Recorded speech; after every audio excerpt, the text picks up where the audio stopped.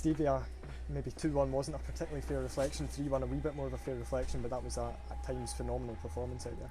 It was excellent. It was excellent. I mean, I thought first half we were phenomenal. I really do. I think that's probably the best we've played all season. Do you know, we're working in a shape that, yes, defensively it is what it is, and I've said that all season, but we're becoming better when we turn the ball over now. Do you know, people are understanding where they need to be, the runs.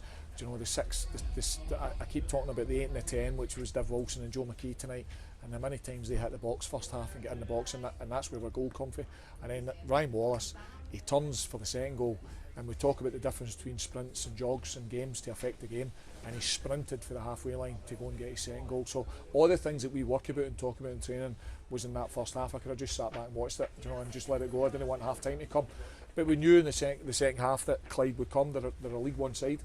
You know, they've had 2 great results in recent weeks against Falkirk and Dunfermline, great results. So we knew that they've got a lot in their locker and they would throw things at us, and they did that. I thought the goal was a wee bit fortunate, but that gets them back to 2-1, and then it's game on, and it became a proper cup tie then. But I thought we showed a lot of composure, and I thought we showed a lot of fight and determination, and I thought Chucky, you know, getting the third one was probably a balance on what the result should have been in the game, and to be fair to Duff, I know some of their players coming off, they said it was well deserved, and I thought that was the case. Was there a wee bit of a concern at half time that maybe only been, I know it sounds daft, but only been 2-0 up, that you might come back and get punished for not taking a few chances? Well, I mean, Gregor Buchanan's got a header just at the start of the second half, and used to say if that goes in, that finishes it. And 2-0 is the most precarious result in football. It's a phrase that's often said, and it's true, because as you've seen, it gives the crowd a lift. The goal, you know, it is a fortunate goal, but it doesn't matter what way it goes in. It puts them 2-1, puts them back in the game, and gives them a lift, gives the crowd a lift, and then all of a sudden they believe, and that's the difference at 2-0 in any game. If that opposition gets that one back, but I thought we managed that period well.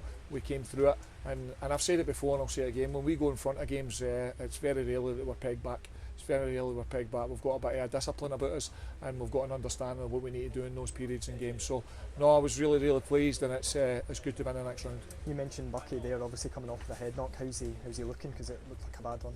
He has got a bad one. Do you know, he's getting advice to go to accident emergency tonight, just to precaution, just to make sure he's okay.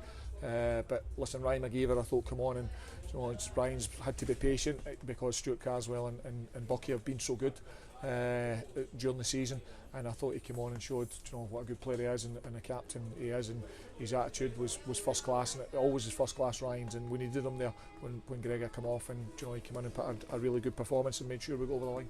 And Ryan Wallace's goal, is that great composure, or is that him getting a wee bit of fortune there?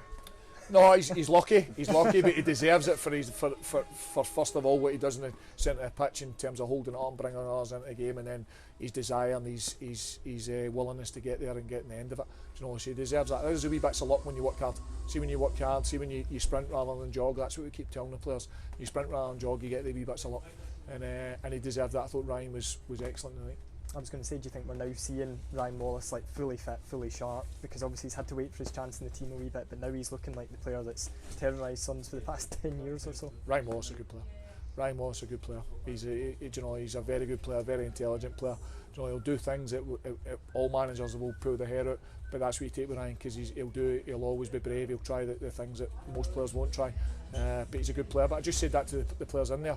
Every single one of them, for one end of the dressing room, is now giving me a headache, because every single one of them is competing to play in that team every week. I mean, there's Div Wilson. Div Wilson again today. You know, it was another goal. I thought he was excellent. Greg Wild, excellent. You know, he was, you know, 2 fantastic delivers first half, were goals comfy. So every single one of them, Ryan McGeever's come in there tonight, Ryan Wallace is playing, Chucky's playing, they're all at it. Every single one of them are at it, and that's because of the competition to get in the team and stay in the team.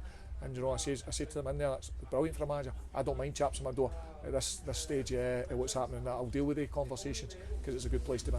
And just lastly, Bonnyrigg next weekend, obviously a wide expansive Astro Park tonight. Bonnyrigg on a kind of tighter grass park, it's going to be a different sort of challenge.